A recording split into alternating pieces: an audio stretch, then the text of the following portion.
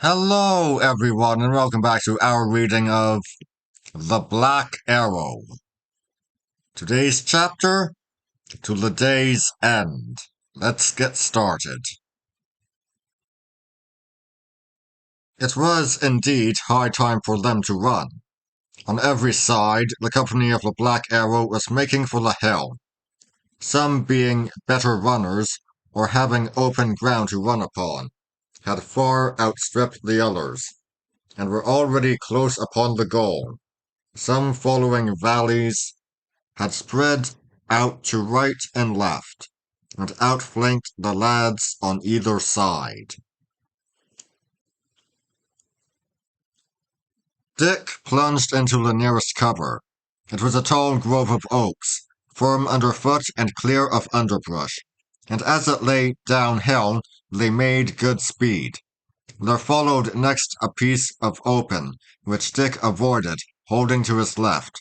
2 minutes after, and the same obstacle arising, the lads followed the same course. Thus it followed that, while the lads, bending continually to the left, drew nearer and nearer to the high road, and the river which they had crossed an hour or two before, the great bulk of their pursuers were leaning to the other hand, and running towards Tunstall. The lads paused to breathe. There was no sound of pursuit.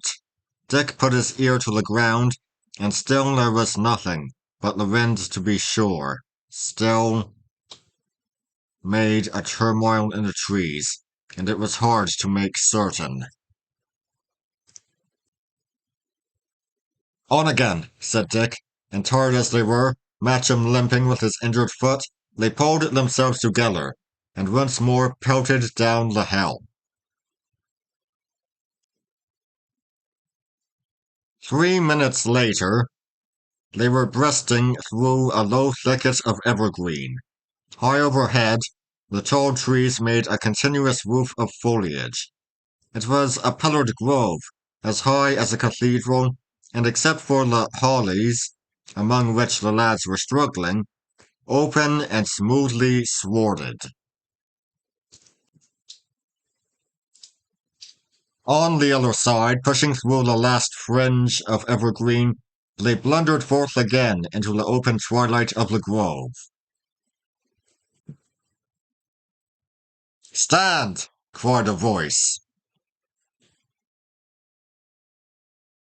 And there, between the huge stems, not 50 feet before them, they beheld a stout fellow in green, sore blown with running, who instantly drew an arrow to the head and covered them. Matcham stopped with a cry, but Dick, without a pause, ran straight upon the forester, drawing his dagger as he went on. The other, whether he was startled by the daring of the onslaught, or whether he was hampered by his orders, did not shoot. He stood, wavering, and before he had time to come to himself, Dick bounded at his throat and sent him sprawling backward on the turf. The arrow went one way, and the bow another, with a sounding twang. The disarmed forester grappled his assailant, but the dagger shone and descended thrice. Then came a couple of groans, and then Dick rose to his feet again, and the man lay motionless, stabbed to the heart. "On!" said Dick, and he once more pelted forward, Matcham trailing in the rear. To say truth, they made but poor speed of it by now, laboring dismally as they ran, and catching for their breath like fish. Matcham had a cruel stitch, and his head swam, and as for Dick, his knees were like lead, but they kept up the form of running with undiminished courage. Presently they came to the end of the grove. It stopped abruptly, and there, a few yards before them, was the high road from Risingham to Shoreby, lying at this point between two even lawns of forest. At the sight, Dick paused, and as soon as he stopped running, he became aware of a confused noise, which rapidly grew louder. It was at first like the rush of a very high gust of wind, but it soon became more definite and resolved itself into the galloping of horses. And then, in a flash, a whole company of men-at-arms came driving round the corner, swept before the lads, and were gone again upon the instant. They rode as for their lives, in complete disorder. Some of them were wounded. Riderless horses galloped at their side with bloody saddles. They were plainly fugitives from the great battle. The noise of their passage had scarce begun to die away towards Shoreby, before fresh hoofs came echoing in their wake, and another deserter clattered down the road, this time a single rider, and by his splendid armour a man of high degree. Close after him there followed several baggage wagons, fleeing at an ungainly canter, the drivers flailing at the horses as if for life.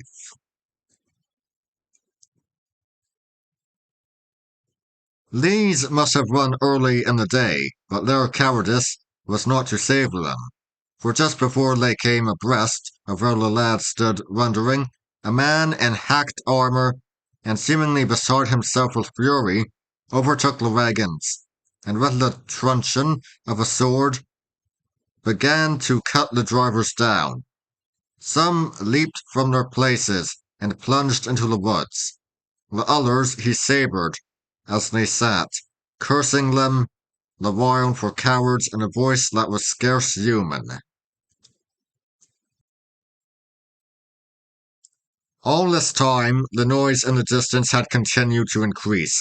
The rumble of carts, the clatter of horses, and cries of men, a great confused rumour, came swirling on the wind, and it was plain that the rout of a whole army was pouring like an inundation down the road.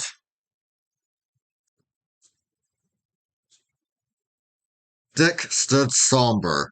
He had meant to follow the highway till the turn for Holywood, and now he had to change his plan. But above all, he had recognized the colours of Earl Risingham, and he knew that the battle had gone finally against the Rose of Lancaster.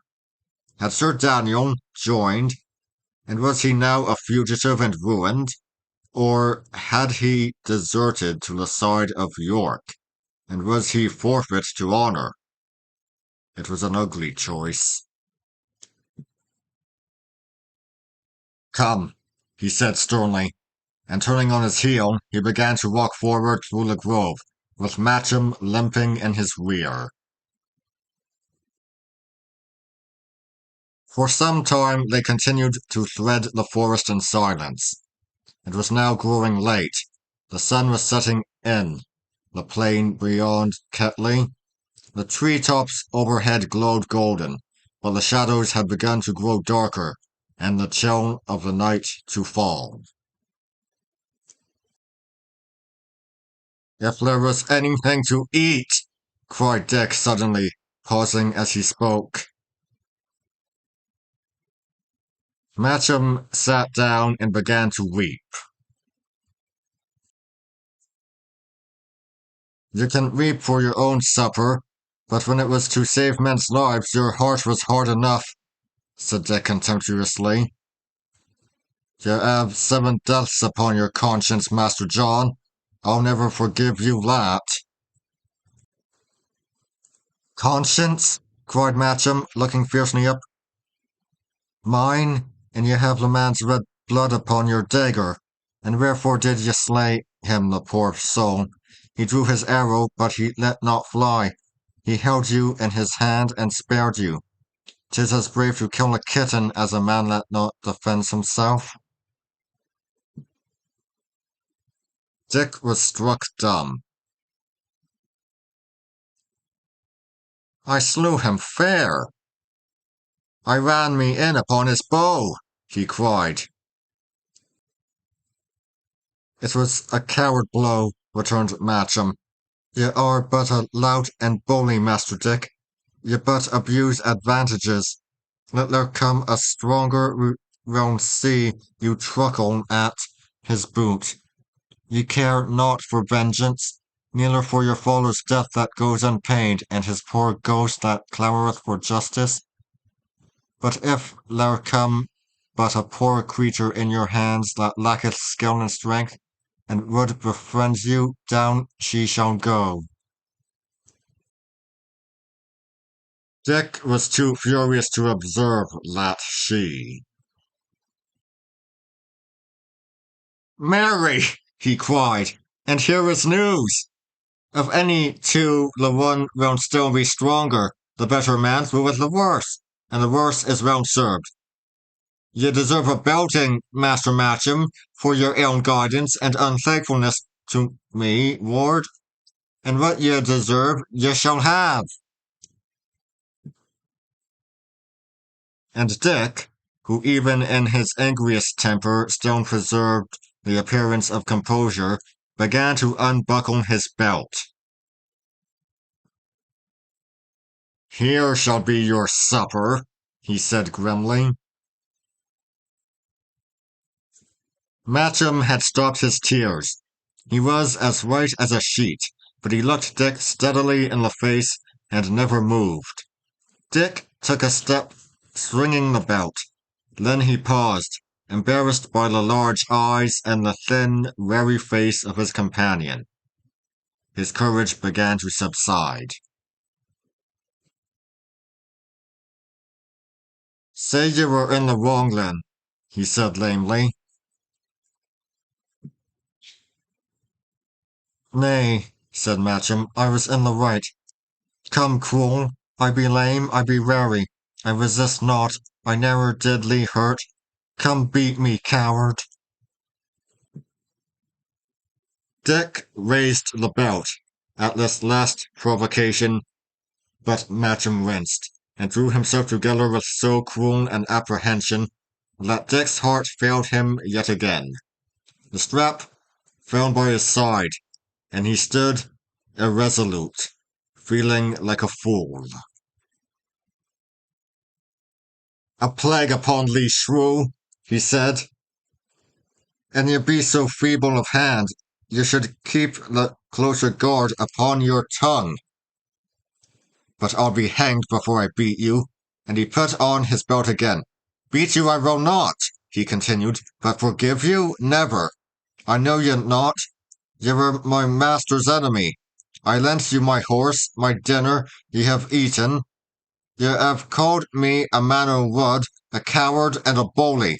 Nay, by the mass, the measure is filled and runneth over. 'Tis a great thing to be weak, I trow. Ye can do your worst, yet shall none punish you. Ye may steal a man's weapons in the hour of need, yet may the man not take his own again. Ye are weak, forsooth. Malin, if one cometh charging at you with a lance and crieth he is weak, ye must let him pierce your body through. Tut, fool words! And yet ye beat me not, returned Matcham. Let be, said Dick, let be. I will instruct you. Ye have been ill-natured, methinks, and yet ye have the makings of some good, and beyond all question saved me from the river. Nay, I had forgotten it. I am as thankless as thyself. But come, let us on. And we be for Holyrood this night, aye, or tomorrow early. We had best set forward speedily. But though Dick had talked himself back into his usual good humour, Matcham had forgiven him nothing. His violence, the recollection of the forester whom he had slain, above all the vision of the upraised belt, were things not easily to be forgotten. I will thank you for the form's sake, said Matcham. But in sooth, good Master Shelton, I had liever find my way alone. Here is a wide wood. Prithee, let each choose his path. I owe you a dinner and a lesson. Fare ye well. Nay, cried Dick, if that be your tune, so be it, and a plague be with you.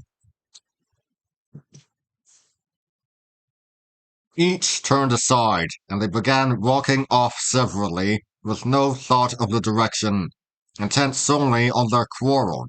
But Dick had not gone 10 paces ere his name was called, and Matcham came running after.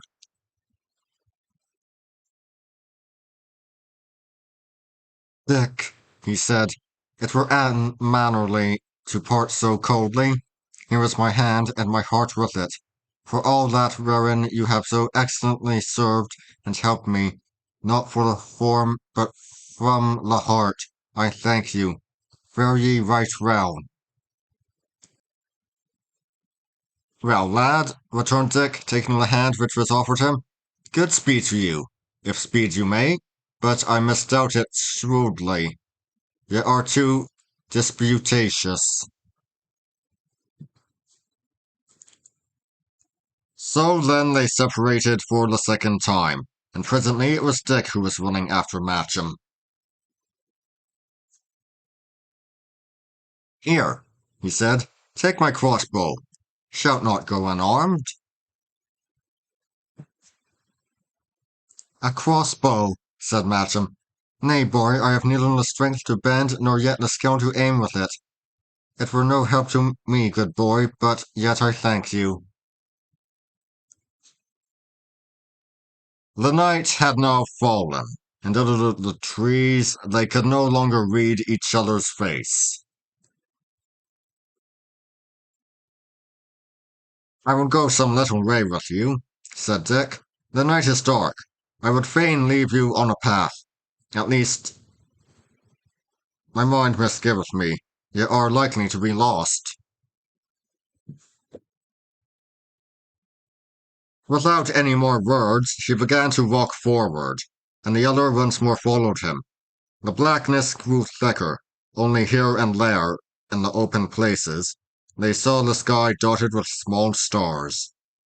In the distance, the noise of the rout of the Lancastrian army still continued to be faintly audible, but with every step they left it farther in the rear. At the end of half an hour of silent progress, they came forth upon a broad patch of heathy open. It glimmered in the light of the stars, shaggy with fern and islanded with clumps of yew, and here they paused and looked upon each other. "They are wary?" Dick said. "Nay, I am so wary," answered Matcham, "that methinks I could lie down and die." "I hear the chiding of a river," returned Dick. "Let us go so far forth, for I am sore athirst." The ground sloped down gently, and sure enough, in the bottom, they found a little murmuring river, running among willows.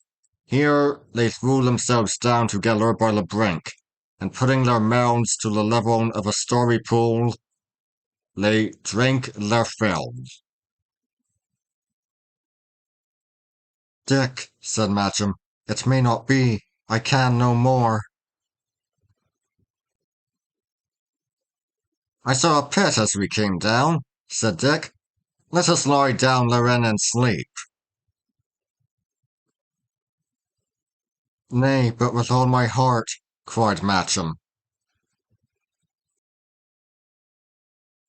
The pit was sandy and dry. A shock of brambles hung upon one edge and made a partial shelter, and there the two lads lay down, keeping close together for the sake of warmth, their quarrel all forgotten, and soon sleep fell upon them like a cloud, and under the dew and stars they rested peacefully. And that would be all for today.